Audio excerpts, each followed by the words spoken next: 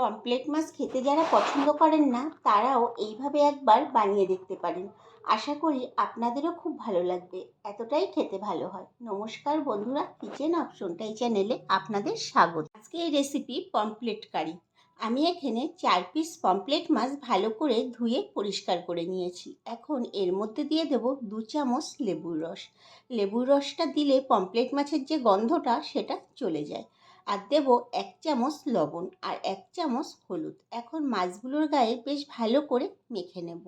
মাছগুলোর গায়ে ভালো করে মেখে নেওয়ার পর 30 মিনিটের জন্য রেস্টে রেখে দেব, যাতে মাছের গায়ে নুন হলুদটা ভালোভাবে ঢুকে যায়। আমি আপনাদের 30 মিনিট পর দেখাচ্ছি। কড়াইতে বেশ খানিকটা তেল বসিয়ে দিয়েছি। তেলটা ভালো মতো গরম হয়ে গেলে মাছগুলোকে ভাজার জন্য দিয়ে দিলাম। সব মাছগুলোকে দিয়ে এইভাবে 3 থেকে 4 মিনিট রেখে দিতে হবে। তারপর এক পাশ ভাজা হয়ে গেলে মাছগুলোকে উল্টে দেব। অপর পিঠও আমি একইভাবে ভেজে নেব। যখন দুপিঠই এরকম লাল হয়ে আসবে তখন মাছগুলোকে অন্য পাত্রে তুলে নেব। ওই তেলের মধ্যেই কালো জিরে এবং কাঁচা লঙ্কা ফোড়ন দিয়ে দিলাম। ফোড়নটাকে কয়েক সেকেন্ড একটু ভেজে নেব, যাতে কাঁচা লঙ্কা এবং কালো জিরের একটা সুন্দর গন্ধ বেরিয়ে যায়। এর মধ্যে দিয়ে দেবো মাঝারি সাইজের 2 পেঁয়াজ কুচি, আর 1 চামচ দেবো আদা এবং রসুন কুচি, আর দেবো পরিমাণ মতো লঙ্কা কুচি। লঙ্কা কুচিটা আপনারা আপনাদের মতো করে ব্যবহার করবেন। আর দেবো একটা টমেটো কুচি। এর মধ্যে দিয়ে দিলাম পরিমাণ মতো লবণ।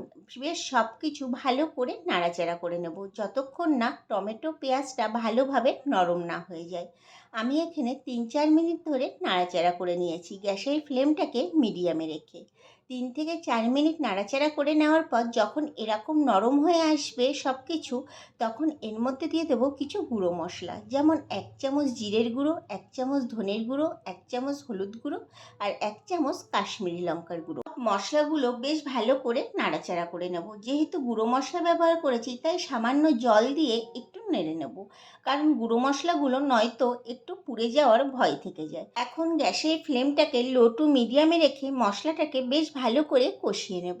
আমি এখানে আপনাদের 3 মিনিট পর দেখাচ্ছি। যখন দেখবেন মশলাটা এরকম নরম হয়ে এসছে এবং সুন্দরভাবে তেল ছেড়ে গেছে, তখন এর মধ্যে দিয়ে দেব পরিমাণ মতো জল। ঝোলের সাথে সব কিছু ভালো করে মিশিয়ে নেওয়ার পর যখন ফুটে উঠবে তখন ভেজে রাখা মাছগুলোকে ঝোলের মধ্যে দিয়ে দেব। মাছগুলোকেও ঝোলের মধ্যে এপিট ওপিট করে একটু ভালো করে ডুবিয়ে দেব। এখন প্রায় 5 মিনিট মতো ফুটিয়ে নেব।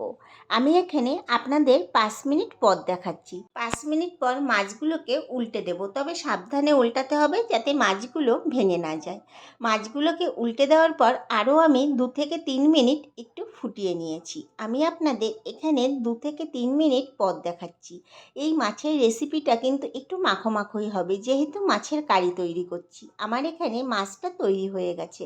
নামানোর আগে দিয়ে দেবো বেশ খানিকটা ধনেপাতা কুচি।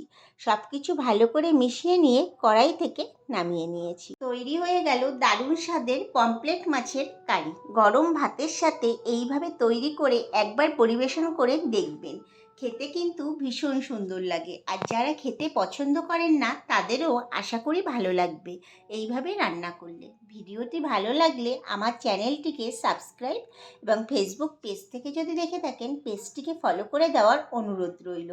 দেখা হচ্ছে নতুন একটি ভিডিওতে।